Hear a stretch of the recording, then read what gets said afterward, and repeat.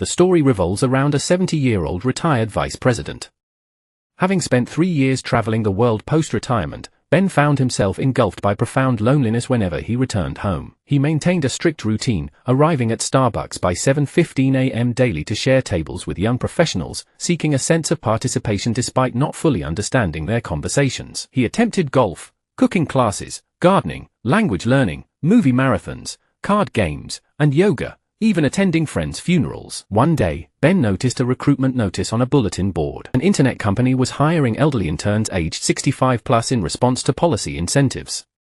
At 70, this opportunity resonated with him.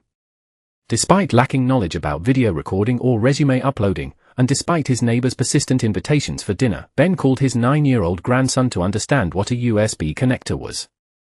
Leveraging his distinguished career and a perfectly written application essay, he unsurprisingly secured an interview.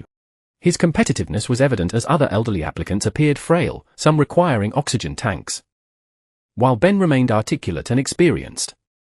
The young interview's questions felt as natural as breathing to him, and he passed with ease. On his first day, Ben set 2 alarms, donned his finest suit and shoes, and carried his vintage briefcase. It felt like revisiting his corporate prime. The internet company's expectations, he brought only 2 ballpoint pens, a calculator, reading glasses, and a mini alarm clock. The company-issued laptop left him bewildered and incompetent. At 3:55 p.m., his secretary scheduled a 5-minute meeting with CEO Jules before her 4 p.m. appointment. Jules was direct, "I won't burden you with much work." During a break, Ben glimpsed the company driver secretly drinking alcohol. Knowing it wasn't his responsibility, a strong sense of duty compelled him to intervene before the boss arrived.